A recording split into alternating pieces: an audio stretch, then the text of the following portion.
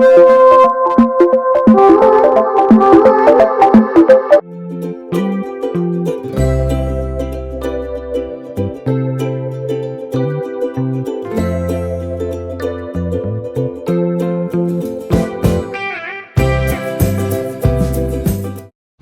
है guys, welcome back to my new vlog. और हम जा रहे हैं आज अमरकंटक, क्योंकि ये है मेरा भाई और ये तकरीबन 20-22 साल बाद अमरकंटक की यात्रा करने के लिए आया है।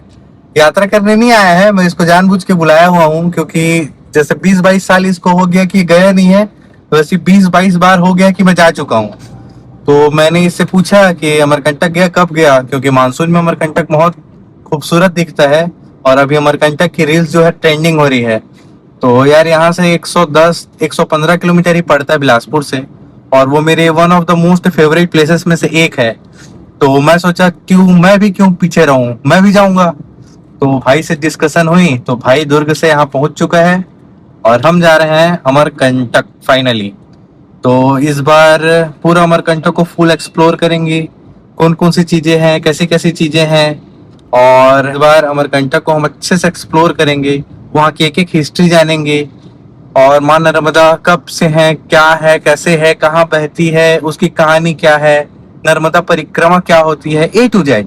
मतलब अभी तक के भले ही 20-22 बार मैं अमरकंटक गया हूँ, लेकिन इस बार जो मैं जा रहा हूँ वो फुल ऑफ डिटेल के साथ, क्योंकि वहां मैं पूरा ब्लॉग शूट करूंगा और एक प्रकार से पूरी डॉक्यूमेंट्री शूट करूंगा। तो चलिए चलते हैं अमरकंटक। ये ब्लॉग स्किप मत करना, क्योंकि बहुत ही ज्यादा इंफॉर्मेटिव ब्लॉग होने वाला है। और अभी जो अमरकंटक का जो पुराना रूट था, वो रूट रतनपुर से होते हुए जाती थी, और रतनपुर से होते हुए केंदा मार्ग से फिर वो अमरकंटक जाता था। बट वो अभी वहाँ निर्माण कार्य चल रहा है, क्योंकि सड़क बहुत ज्यादा खराब है, बहुत ज्यादा रोड उसमें खराब है। और लगभग केंदा के बाद लगभग पूरा चाणक मार्ग तक ही बोलना चाहिए, तकरीबन 100 किलोमीटर का रोड बहुत ही ज्यादा खराब है। मतलब तो मैं जा रहा हूँ कोटा होते हुए। हम पहले जाएंगे कोटा, कोटा के बाद बेलगहना रूट होते हुए हम आगे बढ़ेंगे। तो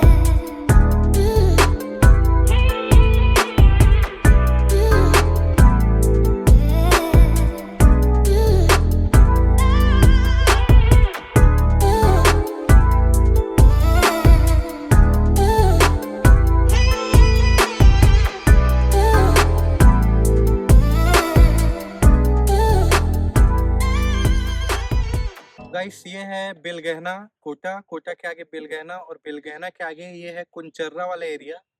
और इसके बाद हम आगे जाएंगे अमरकंटक की ओर। तो हम अभी जा रहे हैं मरही माता और भनवाड़ टंक वाले रोड से, क्योंकि उस वाले रोड का जो कंडीशन है वो रतनपुर वाले रोड से अच्छा है।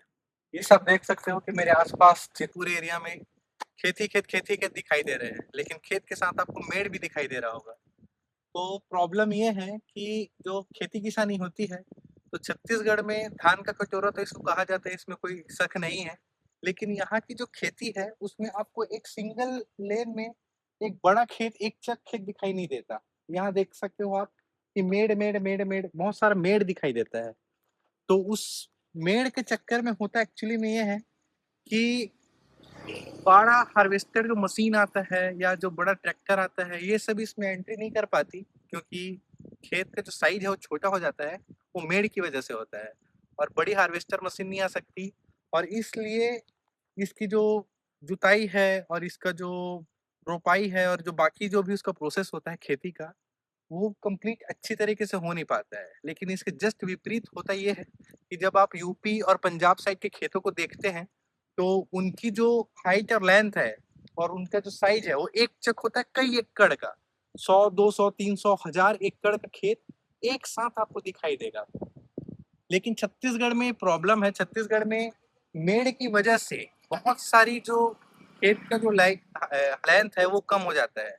और ऐसा इसलिए हुआ क्योंकि जो पैतृक संपत्ति होती है वो, जैसे एक खेत मान लो 1 एकड़ का किसी एक इंसान के नाम पे है और उसके 3 बेटे हुए, तो 3 बेटों को जैसे ही उस संपत्ति का बंटवारा होता है, तो 3 जो उसके बेटे हैं वो अलग अलग उस खेत का बंटवारा करके अपना अपना अलग अलग एक मेड़ बना लेते हैं। और उन मेड़ के चक्कर में होता ये है कि इस पूरे एरिया में जैसे आप देख रहे हो तो जितना भी मेड़ है, मेड़ उस धान का पूरा एरिया, सरफेस एरिया को कैप्चर कर लेता है। तो उसी से जो धान की जो पैदावार है वो कम हो जाती है। तो हो सकता है देखो जैसे इतना बड़ा एरिया है तो इसमें सिर्फ मेड़ का अगर एरिया हम अलग निकालेंगे तो 10 से 20 बोरा में भी या ज्यादा भी हो सकता है, मैं नहीं जानता, उतना आपका धान कम होगा। तो यूपी और पंजाब के जो लोग होते हैं, जो बड़े बड़े किसान होते हैं, उनका सब खेत एक चक होता है, कई सौ एकड़ का एक चक, तो उनको बहुत सारी सुविधाएं मिलती है। तो बस इसी वजह से छत्तीसगढ़ में, हालांकि छत्तीसगढ़ धान का कटोरा कहा जाता है, लेकिन अगर ये मेड़ वाला सिस्टम नहीं होता तो हो सकता है कि पैदावार और ज्यादा होती, लोगों को परेशानियां कम होती, किसानों को परेशानियां कम होती, अनाज की उत्पत्ति ज्यादा होती, अधिक अनाज का पैदावार होता। तो बस वही देख सकते हो, और देखने में भी थोड़ा सुकून मिलता। अब आप देख सकते हो ये जो पूरा आप एरिया देख रहे हो, अब इस पूरे एरिया में आप देख सकते हो, ये देखो इतने सारे मेड़ हैं, ये देखो।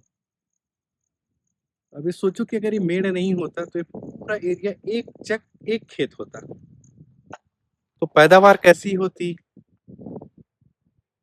ये देखो। और गाइस ये रोड के दोनों तरफ है, ये एक है और ये रोड के दोनों साइड है, ये देख सकते हो आप। इतना बड़ा एरिया है लेकिन मेड़ के कारण यहाँ खेती उस लेवल की नहीं हो सकती। गाइस अब यहाँ कुंचर्रा से निकलते हैं, सीन अच्छा था, व्यू अच्छा था, कुछ याद आ रहा था, इस वजह से मैं यहाँ रुक गया। अब हम चलते हैं, हमको जाना है अमरकंटक, लेकिन निकलने का तो प्लान था तकरीबन 5 बजे हम निकल जाएंगे, लेकिन कल सोने में थोड़ा लेट हो गया और उठने में और ज्यादा लेट हो गया और निकलने में और ही ज्यादा लेट हो गया। तो हम तकरीबन 12 साढ़े 12 बजे घर से निकले हुए हैं और मैं भी हम आज अमरकंटक में स्टे करेंगे और कल सुबह पूरा अमरकंटक को शूट करेंगे। और अभी यहाँ से कुंचर्रा पहुँचे हैं और यहाँ से हम जाएंगे बनवार टंग, उसके बाद हम जाएंगे केवची, उसके बाद हम जाएंगे अमरकंटक। तो आज हो सकता है मैं भी, अगर हो रहा होगा तो, कि नर्मदा माता की आरती जो शाम को होती है उसको हम अटेंड करेंगे। तो चलिए चलते हैं, पहले यहाँ से निकलते हैं, जाते हैं बनवार टंग और उसके बाद पहुँचते हैं केवची।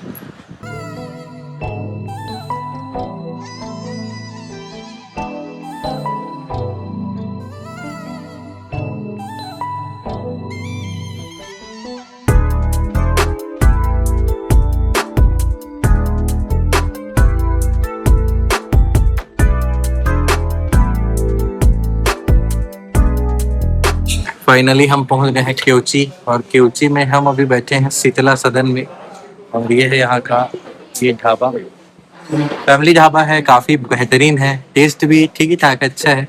और अगर आप फैमिली वगैरह के साथ आ रहे हो तो ये जगह आपके लिए बेस्ट है। ऊपर रुकने की भी व्यवस्था है, अगर फैमिली के साथ हैं, ज़्यादा लेट हो गया है, टाइम हो गया है, तो फैमिली के साथ आप यहाँ स्टे कर सकते हैं। और मैं मेरे भाई के साथ यहाँ आया हुआ हूँ, और ये पीछे आप देख सकते हैं ऐसा बना हुआ है और काफी अच्छी जगह है। और ये है मेरा भाई, इसका भी नाम राजा ही है, और ये आया है विद दुर्ग से, इसे स्पेशल बुलाया गया है अभी अमरकंटक घुमाने के लिए। तो कैसा लग रहा है भाई अमरकंटक? बढ़िया मजेदार, बढ़िया है। बहुत बढ़िया। रोड कैसा लगा? एक तरफ रोड है, क्या हरियाली, पूछो ही मत। और हरियाली के साथ साथ यहाँ जो 20 करोड़ खराब था बिल गए ना एक बार, थोड़ा बहुत तो चलता है यार, सभी जगह रहते हैं। बाकी बढ़िया लगा। बाकी सब बढ़िया। कितना दिन बाद आ गए? मैं भाई पिछली बार आया था 2013 में आया था, जहाँ तक काफी समय हो गया। 2013, 2013 13, 10, 23, 26, 13 साल बाद। हाँ। देखो भाई 13 साल बाद ये भाई अमरकंटक की यात्रा पे निकला हुआ है, और अभी अमरकंटक पहुंचे नहीं है। अमरकंटक पहुंचने में तकरीबन यहाँ से 20 किलोमीटर और पड़ता है, तो अमरकंटक पहुंचेंगे। मे भी शाम को नर्मदा आरती होगी, अगर होगी तो हम उसे कवर करेंगे, और उसके बाद कल अर्ली मॉर्निंग हम पूरा अमरकंटक घूमेंगे अच्छे से। और मेन काम है इस भाई को घुमाना, अपन अच्छे से घूमेंगे। और ये है यहाँ का ढाबा, और ये है गाइस अचानक मार्ग का पुराना रास्ता, जहाँ से हम क्योची तक पहुँचते थे। और फिर यहाँ से हम इस चौक में आने के बाद, ये है क्योची का चौक, और यहाँ से आने के बाद वो वाले मार्ग पर अमरकंटक जाते थे। बट ये वाला जो अभी रास्ता है, ये आप देख सकते हो, ये बंद हो चुका है। तो यहाँ के जो निजी निवासी हैं, जो यहाँ के ट्राइबल्स हैं, उनको छोड़कर यहाँ बाकी लोगों का प्रवेश निषेध है। तो यहाँ बाकी लोग कोई आ ही नहीं सकते। और ये देखो गाइस, ये रास्ता बंद है। तो जितने भी पुराने लोग हैं जो पहले अमरकंटक आते थे, उनको पता चल रहा होगा कि मैं क्या बात कर रहा हूँ, क्योंकि यह रोड इतना ज़्यादा खूबसूरत है, ये वाला रोड। क्योंकि जब कोटा से क्रॉस होके मस्त घाटी होते होते होते और लमनी वगैरह होते हुए, तो उस रास्ते में बहुत सारे आपको हिरण दिखते थे और बहुत सारी चीज़ें दिखती थी, वो सब मिसिंग है। और ये वाले जब रास्ते से आओ तो सारी चीज़ें मिस हो जाती है। तो ये वाला मार्ग काफ़ी अच्छा और बेहतरीन था, लेकिन गवर्नमेंट ने इसे अभी बंद कर रखा है।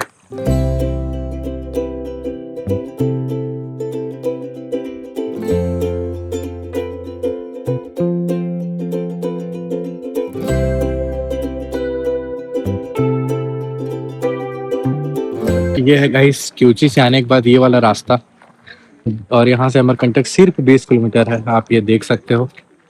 और ये है रास्ता, और बस यहीं से आपको प्रस्थान करना है अमरकंटक के लिए।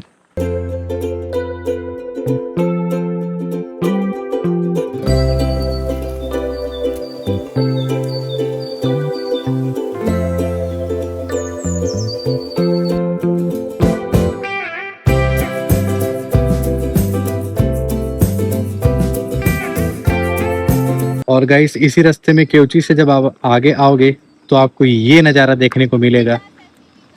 और ये है मैकाल श्रेणी का पर्वत श्रेणी, आप देख सकते हैं। अगर आप अच्छे से जूम करके देखोगे तो आपको पर्वत का 3 साइज अलग अलग देखने को मिलेगा। ये देखो,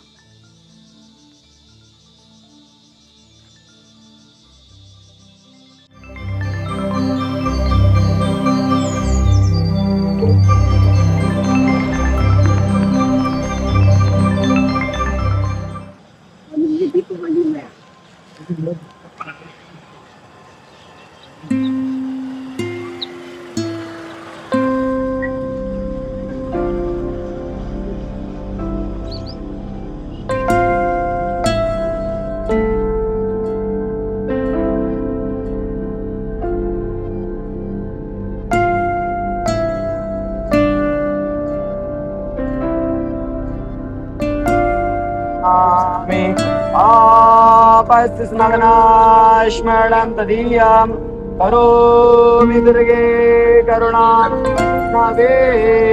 ज्ञात्वां छुणत्वामस्भाव्यथा सदा जिताशाजन्ये स्मरन्ते नर्मदे गतं तदैव मे वयं पदम्बवीक्षितं यदा मृगण्डशो निशानकासुरारिसे विशर्वदा पुनर्भवाप्तिजन् अवाप्ति दुःखवर्मदे त्वदीयपादपङ्कजं नमामि देवि नर्मदे अलक्ष्य लक्ष्य किन्नराम महाराजाय नमः। ॐ सच्चिदानन्दं भोजं सहराजं वन्दामि हम यहाँ आ गए हैं शांति कुटीर में, और आज हमारा स्टे था तो स्टे यहाँ रुकना पड़ रहा है अमरकंटक में। तो शांति कुटीर एक जगह है, जस्ट रामघाट के जस्ट सामने ही है, और बहुत ही बढ़िया एटमॉस्फेयर है यहाँ, आप देख ही सकते हैं। ये सामने ही मंदिर है, ये देख सकते हो। और फिर इधर आपका ये रामघाट है, इधर पूरा रामघाट है। और गाइस सबसे बेस्ट है, और रूम में दिखाता हूँ आपको रूम कैसा है।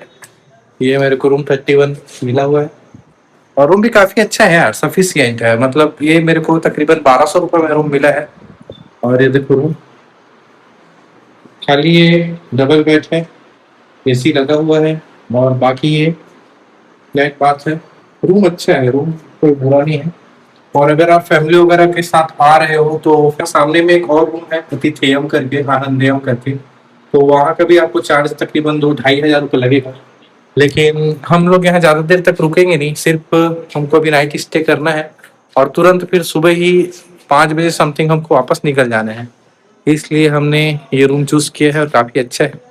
और बाहर का लोकेशन और व्यू आप देख सकते हो ये। तो गाइस चलिए चलते हैं, अभी चलते हैं थोड़ा मार्केट में देखते हैं रात का माहौल कैसा रहता क्या है, और उसके बाद मैं आपको सुबह मिलाऊंगा अमरकंटक की मेन वादियों से और नर्मदा मंदिर से। है गाइस यहाँ का फ्रंट व्यू आप देख सकते हैं, सामने में ही मंदिर है, ये सामने में एक मंदिर है और बहुत ही बेहतरीन यहाँ का एटमॉस्फेयर है। और ये जस्ट सामने आपको वॉकिंग डिस्टेंस में जो चीज़ मिलेगी वो है रामघाट। ये देखो, ये देखिए, ये जो सामने में है यही रामघाट है। ये देखो इसका पुल दिख रहा है, ये है हमारा मंदिर। कैसा लगा भाई? और कुछ कहना चाहो? बहुत बढ़िया जगह है, बहुत ही मजा आ रहा है। और इतने दिन बाद आके कैसा लगा?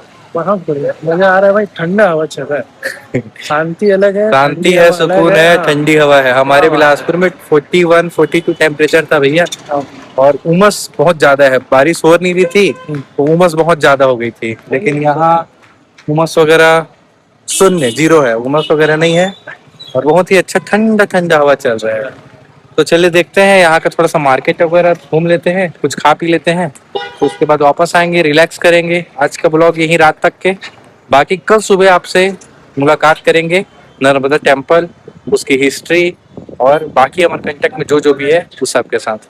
तो आज रात के लिए गुड नाइट, कल सुबह मिलेंगे गुड मॉर्निंग में।